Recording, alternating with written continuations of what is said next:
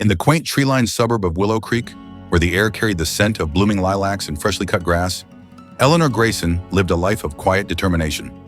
A single mother of two, Eleanor had always prided herself on her ability to adapt, to nurture, and to protect her family from the unpredictability of the world. Her eldest 17-year-old Liam was her pride and joy, a lanky, quick-witted teenager with a mop of chestnut hair and a smile that could charm the sternest of teachers. But lately, Liam had become the source of Eleanor's deepest frustrations, a puzzle she couldn't quite solve, no matter how hard she tried. It all began 6 months ago, when Liam started complaining of persistent stomach aches. At first, Eleanor chalked it up to the usual teenage woes, late-night gaming sessions, irregular sleep, or perhaps the stress of junior year. But the complaints grew more frequent, more intense. Liam would clutch his abdomen after meals, his face pale and his brow furrowed, muttering about cramps that felt like 1,000 tiny knives. Eleanor, ever the vigilant mother, whisked him to Dr. Patel, a kind but no-nonsense gastroenterologist with a reputation for getting to the root of things. After a battery of tests, blood work, allergy panels, and an endoscopy that left Liam grumpy for days, Dr. Patel delivered the verdict. Liam had a severe sensitivity to gluten, a protein found in wheat, barley, and rye. The diagnosis wasn't celiac disease, but it was close enough that continuing to consume gluten could wreak havoc on his digestive system and potentially lead to more serious health issues. He needs to cut out gluten entirely, Dr. Patel had said, her voice firm but empathetic. It's not just about managing symptoms, it's about preventing long-term damage. Eleanor took the news like a call to arms. She spent hours scouring the internet, poring over articles about gluten-free diets, memorizing the myriad aliases for wheat, durum, spelt, kamut, triticale, and learning to spot hidden gluten in processed foods. She drove across town to specialty stores, her cart overflowing with gluten-free flours, pastas, and snacks, each item more expensive than the last. Her kitchen, once a haven of hearty, wheat-filled comfort foods, transformed into a gluten-free laboratory. She experimented with almond flour pancakes, quinoa-based casseroles, and rice flour breads that, despite her best efforts, often crumbled like sandcastles. The grocery bills skyrocketed, but Eleanor didn't mind.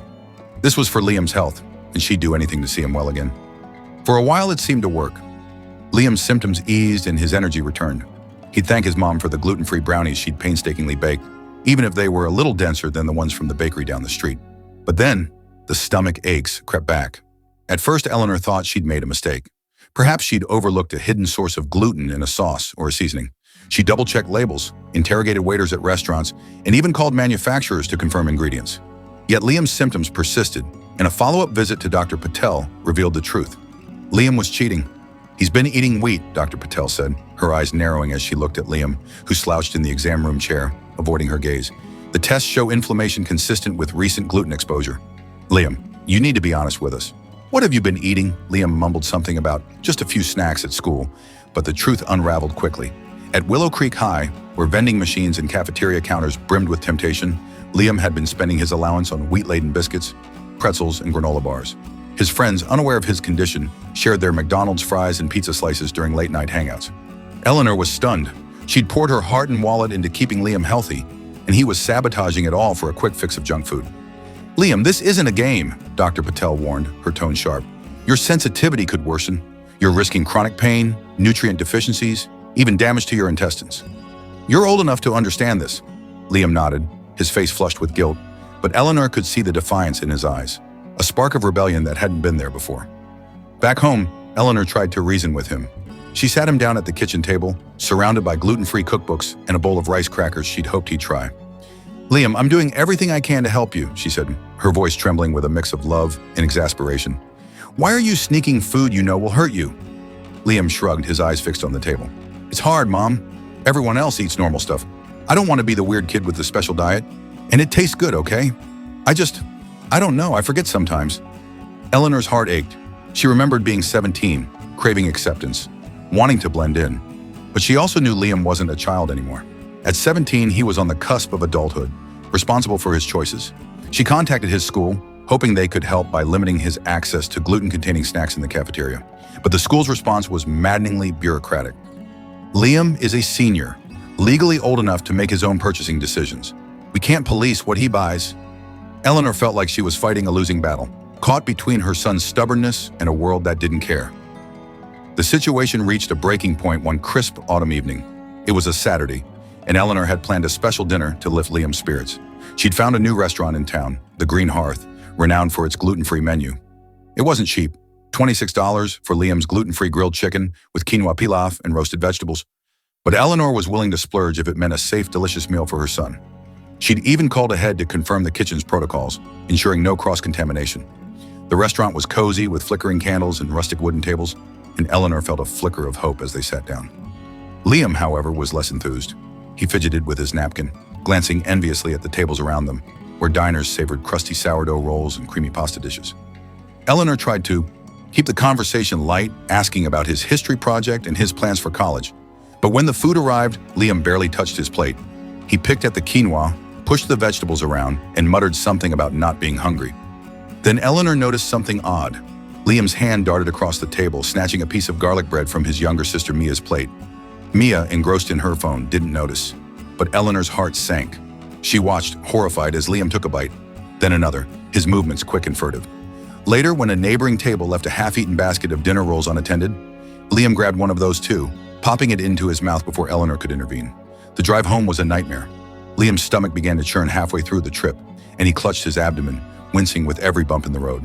The car filled with an unmistakable, sour odor, a telltale sign of his body rejecting the gluten. Eleanor gripped the steering wheel, her knuckles white, her patience fraying. When they pulled into the driveway, she turned to him, her voice low but firm. "Liam, did you eat wheat at the restaurant?" He shook his head, eyes wide with feigned innocence. "No, Mom, I didn't." "Don't lie to me," she said, her voice rising. "I saw you take the bread. You're in pain, and the car smells like a sewer. Tell me the truth." Liam's shoulders slumped, and he admitted it, his voice barely above a whisper. "Okay, yeah, I ate some bread. I'm sorry, Mom. It just looked so good, and I was sick of feeling different." Eleanor's frustration boiled over. She'd spent months researching, cooking, and spending money she didn't have to keep him healthy. She'd rearranged her life to accommodate his needs, only for him to throw it all away for a fleeting moment of indulgence. "That's it, Liam," she said, her voice shaking with anger. "You're grounded for a week. No phone, no video games, no going out with friends. You need to understand that your choices have consequences." Liam's jaw dropped. "A week? Mom, I'm 17. You can't ground me like I'm a kid." "I can and I will," Eleanor snapped. "You're not a kid, but you're acting like one. You know what wheat does to you, and you keep choosing to hurt yourself. I'm done watching you sabotage your health." The next week was tense. Liam sulked around the house, his usual charm replaced by sullen silence. Eleanor felt a pang of guilt. Grounding a 17-year-old wasn't exactly conventional, but she stood her ground. She hoped the punishment would be a wake-up call, a chance for Liam to reflect on his choices. She even enlisted Mia, who was 14 and fiercely loyal to her brother, to keep an eye on him. "Don't let him sneak snacks," Eleanor whispered to Mia one evening. Mia nodded, though her expression suggested she wasn't thrilled about being her brother's keeper. As the week wore on, Eleanor began to wonder if she'd been too harsh. She saw the longing in Liam's eyes when he passed the pantry, where gluten-free crackers sat next to the forbidden bags of wheat-based cookies she kept for Mia. She overheard him talking to his best friend Jake on a borrowed phone, complaining about how everyone else gets to eat whatever they want. But she also noticed small signs of change. One evening, Liam helped her cook a gluten-free stir-fry, asking questions about the ingredients. Another day, he apologized quietly, admitting he hadn't realized how much his actions worried her. When the grounding ended, Eleanor sat Liam down again, this time with a softer approach. "I'm not trying to control you," she said, her voice gentle but firm. "I just want you to be healthy, to have a future where you're not in pain all the time. Can we work together on this?" Liam nodded, his eyes meeting hers for the first time in days. "I'll try, Mom. It's hard, but I'll try." Eleanor didn't know if Liam's promise would hold, but she clung to hope. She knew the road ahead would be challenging, filled with temptations and teenage impulsiveness, but she also knew that love, patience, and a few gluten-free recipes might just be enough to guide her son toward better choices, one meal at a time. As the autumn leaves in Willow Creek turned from vibrant gold to brittle brown, Eleanor Grayson felt a cautious optimism about her son Liam's promise to try harder with his gluten-free diet. The week of grounding had been a battle of wills, but it seemed to have left a mark. Liam's sullen demeanor softened, and he began to show small signs of cooperation. He'd linger in the kitchen while Eleanor prepared gluten-free meals, asking about the difference between rice flour and tapioca starch, or why gluten-free bread always seemed to lack the satisfying chew of its wheat-based counterpart. Eleanor took these moments as victories, fragile though they were, and hoped they signaled a turning point. But hope, as Eleanor was learning, was a delicate thing, easily bruised by the unpredictability of a 17-year-old. Liam's resolve was tested almost immediately, as the social whirlwind of senior year pulled him back into the orbit of temptation. Willow Creek High buzzed with activity. Football games, study groups, and late-night hangouts at the local diner where the aroma of freshly baked burger buns and fried onion rings hung heavy in the air. Liam's friends, a tight-knit crew led by the charismatic Jake Russo, were supportive in their own way, but their understanding of his gluten sensitivity was superficial at best. "Just eat the fries, man," Jake would say, tossing a bag of fast food onto the table. "They're potatoes, right? No wheat in those."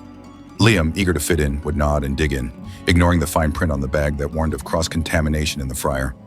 Eleanor noticed the signs before Liam's symptoms flared again. He'd come home from school with a faint flush on his cheeks, a telltale sign of guilt, and he'd avoid her eyes when she asked about his day. The stomach aches returned, milder at first, but persistent enough to send them back to Dr. Patel's office. The doctor's expression was a mix of concern and exasperation as she reviewed Liam's latest blood work. "The inflammation markers are up again," she said, tapping her pen against the chart. "Liam, you're not sticking to the diet. I can't stress this enough. Continuing to eat gluten could lead to serious complications. You're young, but that doesn't mean you're invincible." Liam slumped in his chair, his hands stuffed into the pockets of his hoodie. "I'm trying," he muttered, but the words lacked conviction. Eleanor felt a familiar knot of frustration tighten in her chest. She wanted to believe him, but the evidence was undeniable. She thought back to the $26 gluten-free meal at the Green Hearth, the bread he'd sneaked from his sister's plate, the car ride home that reeked of his body's rebellion. She'd grounded him once, but what now? He was too old for childish punishments, yet too young to fully grasp the consequences of his choices. Determined to find a new approach, Eleanor decided to enlist help from an unexpected ally, Mia, Liam's 14-year-old sister. Mia was a firecracker of a girl, with a sharp tongue and a knack for getting under Liam's skin. She'd always idolized her older brother, but lately she'd been vocal about her annoyance with his stupid food choices, as she put it. "He's gonna end up in the hospital, Mom," Mia said one evening, rolling her eyes as she helped Eleanor chop vegetables for a gluten-free shepherd's pie. "He thinks he's fine, but he's not. I saw him eat a donut at Jake's house last week." "A donut?" Eleanor seized the opportunity. "Mia, I need you to help me keep an eye on him," she said, lowering her voice as if they were plotting a covert mission. "You're at school with him. You hang out with his friends sometimes. If you see him slipping, call him out. Not in a mean way, but you know how to get through to him." Mia grinned, relishing the role of spy. "Oh, I'll roast him if he tries anything. Don't worry, Mom." Eleanor wasn't entirely sure if Mia's enthusiasm was a good thing, but she was desperate for any strategy that might work. The plan showed promise at first. Mia, true to her word, became Liam's shadow. At school, she'd hover near the cafeteria, watching as he approached the vending machines. "Don't even think about it, wheat boy," she'd hiss loud enough for his friends to hear. Liam would scowl, but the embarrassment often deterred him from buying the offending snacks. At home, Mia took to inspecting Liam's backpack for contraband, once triumphantly holding up a half-eaten bagel she'd found tucked in a side pocket. "Busted!" she crowed, tossing it into the trash. But Liam's rebellion wasn't so easily quashed. He was clever, and his craving for normalcy outweighed his fear of Mia's taunts. He started sneaking food in more subtle ways, buying snacks from a corner store before school, eating at friends' houses where Mia couldn't follow, or claiming he'd already eaten when Eleanor offered him a gluten-free meal. The hives returned after a particularly reckless weekend at Jake's, where a pizza party turned into a full-blown gluten binge. Liam came home red-faced and itchy, his arms dotted with angry welts. Eleanor's heart sank as she handed him an antihistamine and a glass of water. "Liam, why?" she asked, her voice heavy with exhaustion. "You know what this does to you." "I didn't mean to," he said, scratching at his arm. "It was just one slice. I thought maybe it wouldn't be so bad this time." His voice cracked, and for a moment, Eleanor saw not the defiant teenager, but the scared boy who didn't want to be different. The turning point came unexpectedly, not through punishment or lectures, but through a moment of vulnerability. It was late November, and Willow Creek was gearing up for its annual Harvest Fair, a community event filled with food stalls, live music, and the kind of small-town charm that drew crowds from neighboring towns. Eleanor had always loved the fair, but this year, she dreaded it. The food stalls would be a minefield of gluten, freshly baked pies, pretzels, and fried dough. She considered skipping it altogether, but Liam begged to go, promising to stick to the gluten-free snacks she packed. Reluctantly, Eleanor agreed, packing a cooler with gluten-free sandwiches, fruit, and a batch of her now-perfected coconut flour cookies. At the fair, Liam seemed to keep his word, munching on the snacks she'd brought and steering clear of the tempting aromas wafting from the food trucks. But as the evening wore on, Eleanor noticed him lingering near a booth selling warm, sugary churros. She watched, her heart in her throat, as he chatted with the vendor, his hands in his pockets, his posture casual but deliberate. Before she could intervene, Mia appeared out of nowhere, grabbing Liam's arm. "Don't you dare," she said, loud enough to turn heads. "You're not ruining Mom's night because you want a stupid churro." Liam froze, his face a mix of embarrassment and anger. For a moment, Eleanor thought he'd lash out, but instead he turned away from the booth and walked back to her, his shoulders slumped. That night, as they sat on a bench watching the fair's fireworks light up the sky, Liam spoke up. "I'm sorry, Mom," he said quietly, his eyes fixed on the bursts of color above. "I know I keep screwing up. It's hard to be the guy who can't eat anything. Everyone looks at me like I'm weird when I say no to pizza or whatever, but I don't want to keep feeling like crap either." Eleanor reached for his hand, squeezing it gently. "I know it's hard, Liam. I wish I could make it easier, but you're not alone in this. We're a team, okay? Me, you, even Mia. We'll figure it out together." Liam nodded, and for the first time in months, Eleanor saw a flicker of determination in his eyes. The fair marked a shift, subtle but real. Liam started carrying a small card with gluten-free guidelines in his wallet, a reminder he could pull out when temptation struck. He began researching gluten-free recipes himself, even suggesting a few to Eleanor, like a quinoa pizza crust that turned out surprisingly well. Mia, ever the enforcer, softened her approach, offering encouragement instead of just snark. "You got this, wheat boy," she'd say, punching his arm lightly. The journey wasn't without setbacks. There were still moments when Liam slipped, a cookie here, a burger bun there, but they were fewer and farther between. Eleanor learned to balance vigilance with trust, giving Liam the space to make his own choices while keeping the lines of communication open. Dr. Patel noticed the improvement at Liam's next appointment, her stern expression softening into a rare smile. "You're getting there, Liam," she said. "Keep it up." As winter settled over Willow Creek, blanketing the town in snow, Eleanor felt a quiet pride. Liam wasn't perfect, but he was trying, and that was enough for now. The Grayson family kitchen buzzed with new experiments. Gluten-free gingerbread for the holidays, a rice flour cake for Mia's birthday, and Liam was there, stirring, tasting, and learning alongside his mother and sister. The wheat rebellion wasn't over, but it was losing its grip, one gluten-free victory at a time. Winter in Willow Creek wrapped the town in a hush, the snow muffling the usual hum of suburban life. For the Grayson family, the season brought a fragile sense of progress. Liam, now 18 and in the final stretch of his senior year, had made strides in managing his gluten sensitivity. The card in his wallet, creased from frequent use, listed safe foods and hidden sources of gluten, a constant reminder of the stakes. Eleanor's kitchen had become a haven of gluten-free innovation, with Liam occasionally joining her to whip up batches of coconut flour muffins or experiment with chickpea pasta dishes. Mia, ever the watchdog, had softened her approach, trading her sharp-tongued jabs for playful nudges of encouragement. Yet as Eleanor was learning, progress with a teenager was rarely linear, and the new year brought challenges that tested the family's resolve. The trouble began with the senior class trip, a week-long excursion to a coastal retreat center in March, planned as a capstone for Willow Creek High's graduating class. The trip promised hiking, team-building exercises, and communal meals, but for Eleanor it loomed like a storm cloud. She'd spent weeks coordinating with the school's trip organizers, ensuring the retreat's kitchen could accommodate Liam's dietary needs. She sent detailed emails, provided a list of safe ingredients, and even packed a duffel bag full of gluten-free snacks, granola bars, rice cakes, and homemade energy bites to tide him over. "You've got this, Liam," she said, handing him the bag the night before he left. "Just stick to what we talked about, okay?" Liam nodded, his expression a mix of confidence and unease. "I'll be fine, Mom. I'm not going to mess this up." His words were reassuring, but Eleanor couldn't shake the worry gnawing at her. Liam had been doing better, but the retreat would be a new environment, filled with peer pressure and limited oversight. She tried to focus on the positives. He'd been honest about his slip-ups lately, and he'd even started educating his friends about his condition, but the memory of his past rebellions lingered. At the retreat, Liam started strong. The kitchen staff, briefed by Eleanor's meticulous instructions, prepared gluten-free options for him, grilled chicken with roasted vegetables, quinoa salads, and fruit for dessert. Liam texted Eleanor on the first day, a quick, "Food's okay, don't worry," that eased her nerves. But as the week wore on, the group dynamics shifted. The retreat's communal dining hall was a chaotic swirl of laughter, chatter, and shared plates. Liam's friends, led by the ever-persuasive Jake, didn't mean to undermine him, but their casual attitude toward food was a constant temptation. "Come on, man, one bite of this garlic bread won't kill you," Jake said one evening, waving a crusty slice under Liam's nose. The others laughed, and Liam felt the familiar tug of wanting to belong. He resisted at first, sticking to his gluten-free meals and munching on the snacks from his duffel. But on the third night, during a bonfire where the group roasted hot dogs and s'mores, Liam caved. Someone handed him a s'more, its graham cracker-based golden and gooey with marshmallow. He hesitated, the card in his wallet flashing through his mind.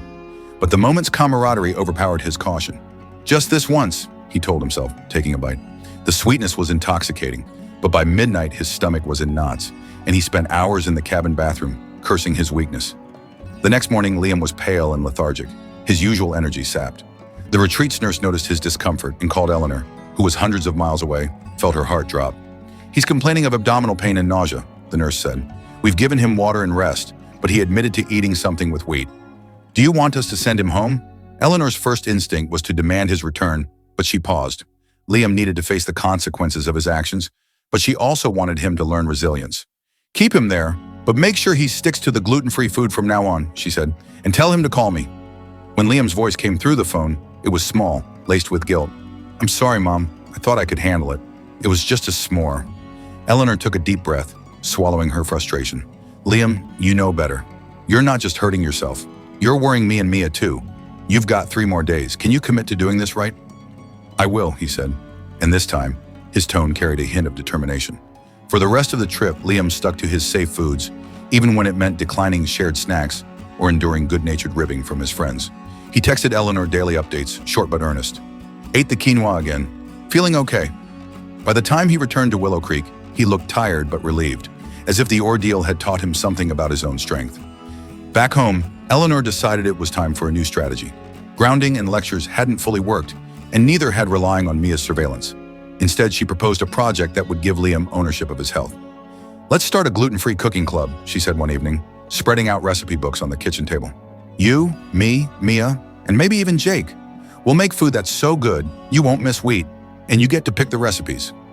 Liam was skeptical at first, but the idea of involving Jake, a notorious foodie, piqued his interest. The first club meeting was a clumsy affair, with Jake burning a batch of gluten-free cornbread and Mia insisting on a dessert that turned out more like soup than pudding. But the laughter and messiness broke through Liam's defenses.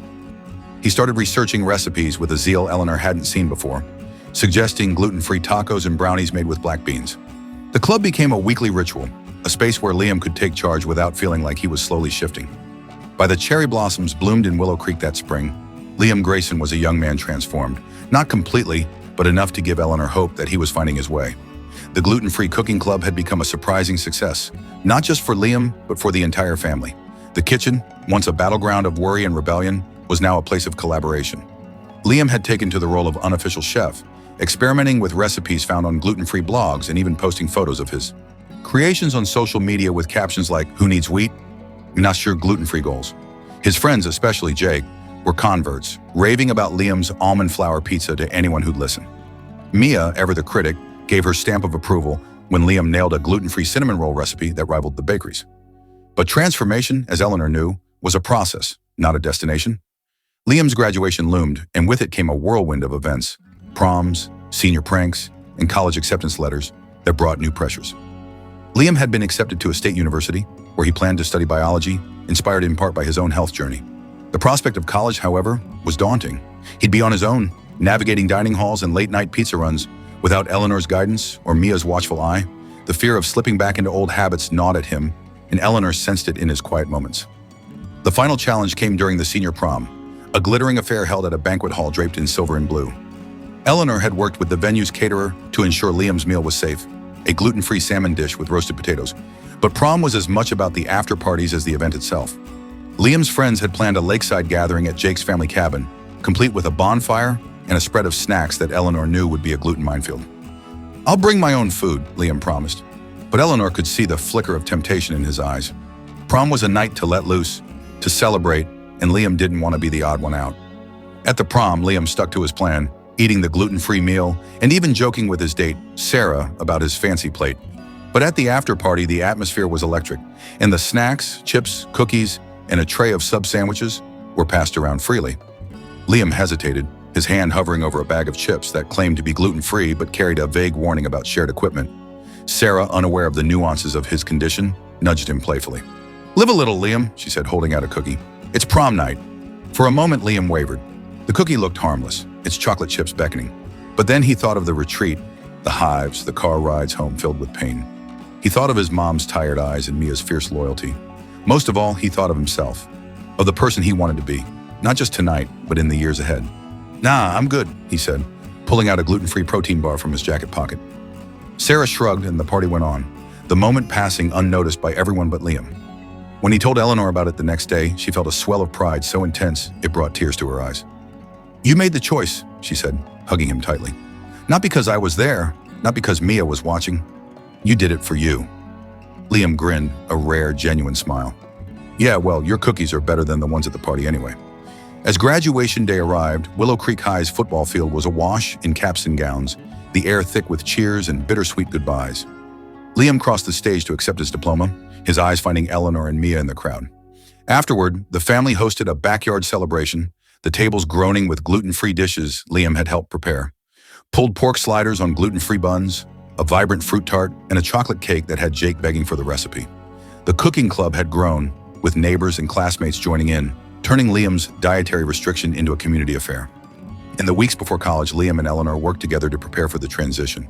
They met with the university's dining services, mapping out safe options and identifying nearby gluten-free restaurants. Liam joined an online support group for students with food allergies, finding camaraderie in their shared challenges. He even started a YouTube channel, Gluten-Free Grit.A, where he shared recipes and tips, his dry humor and earnestness earning him a small but growing following. The day Liam left for college was a quiet one, the house feeling too big without his lanky frame sprawled across the couch. Eleanor stood in the driveway, watching as he loaded his car with boxes and a cooler of gluten-free snacks. "You're ready for this," she said, her voice steady despite the lump in her throat. "I know," Liam replied, hugging her tightly. "Thanks, Mom, for not giving up on me." As he drove away, Eleanor felt a mix of pride and nostalgia. The wheat rebellion had been a long, messy fight, but it had taught them both about resilience, trust, and the power of small victories. Liam wasn't perfect. He'd faced new temptations, new slip-ups. But he was equipped now, with knowledge, confidence, and a family that had his back. And in Willow Creek, where the seasons turned and life carried on, the Grayson kitchen remained a testament to a mother's love and a teenager's journey to reclaim his health one gluten-free bite at a time.